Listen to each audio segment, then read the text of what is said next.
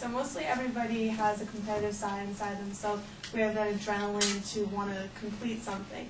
And being able to accomplish that thing makes us feel good about himself or herself, whatever we decide to start in life and complete it. So today I'm going to be talking about how to successfully kick a soccer ball depending on the different situation that you're in while you're playing the game. I've played soccer since I was like 5 years old, like competitively, high school, everything club.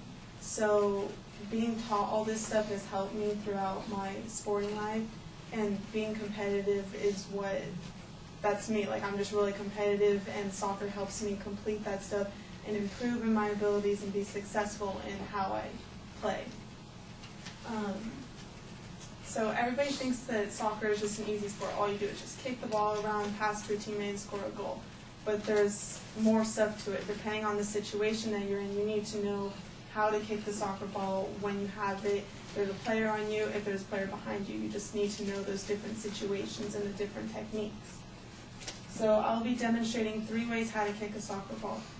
How you kick it to your designated target, how to kick it high and far, and how to kick it hard.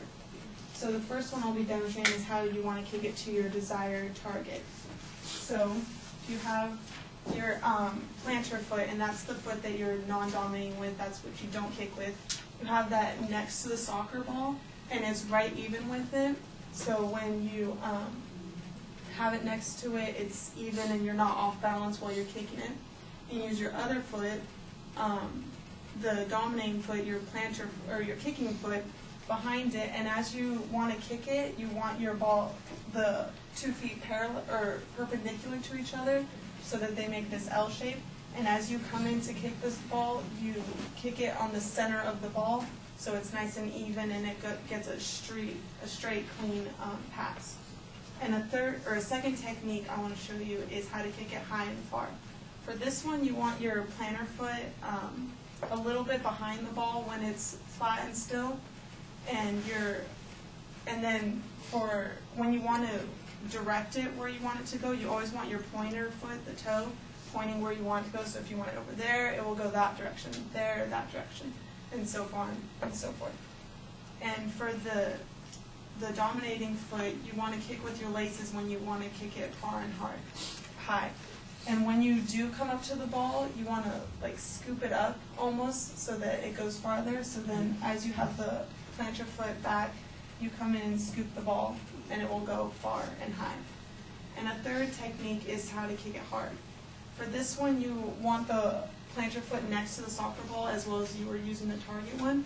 And for your dominating kicking foot, you want your leg as a V shape like this, so then it gets like some more power to your foot, and you can get more adrenaline, and your body has more momentum with less effort than you would otherwise. So when you have like this, and then you have your V shape, you kick all the way through with your laces as well. And since you're kicking it so hard with your momentum, when you fall back onto your foot, then you are landing back onto your kicking foot. And for those techniques, you would want those situations to be when you're scoring or trying to shoot the ball from a close range. You want to be able to shoot it hard. So I've taught you how to kick a soccer ball high and far to a designated area and hard. So next time you are out on the soccer field and you are past the ball, make sure you remember these techniques, and you will be able to have success in kicking the soccer ball. Thank you.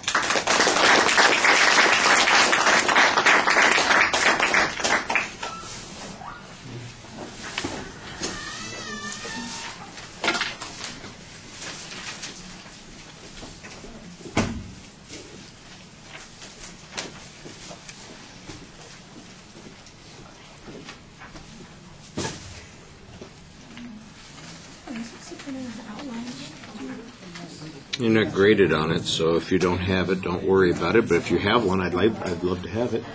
See, there's my love right there.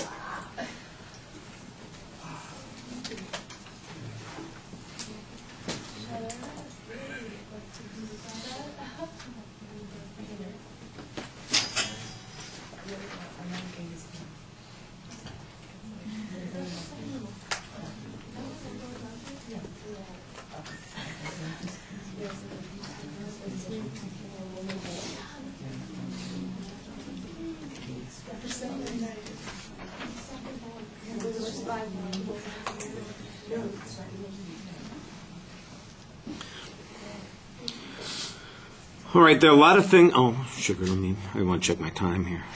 Okay, there are a lot of things that I think work pretty well here from a presentation point of view. You do a good job facing the audience. Even when you have to turn your back to show us what you're doing, you're conscious of trying to stay connected with the audience. I thought your posture from the beginning of the speech was focused on the audience. You have very solid gestures, especially the descriptive gestures that you're using in describing the different procedures that are being used to kick the ball, placement of the foot, all those kinds of things. All of that worked pretty well.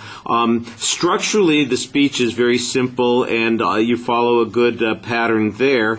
Your voice, I think, is pretty effective. We can hear you for the most part, but the things that would make the speech a lot more memorable and important and interesting to the audience, that's where maybe there's a little bit of a little bit of material lacking. For instance, on your voice, I think you need a little bit more variety and emphasis on some points. It just sounds like you're going through it, and where's that? You say you're competitive. You don't sound all that competitive. I'm competitive. You need a little energy here or there, or a little tone, or a little inflection, something that makes it sound like you really care about these things. And the same sort of thing when you're describing some of the moves. I like all the technical stuff that you describe is fine, but a technical kind of presentation is, we could read that.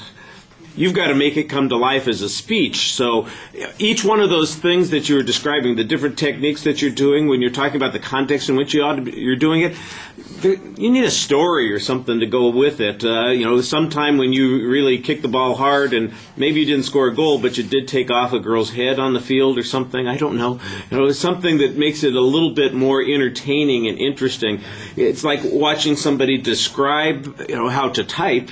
You may very well be good at describing how to type something, but that doesn't make it an interesting speech to listen to. I may know what you're talking about, but I may not care about it. And I think you want to make us care a little bit more about what's going on.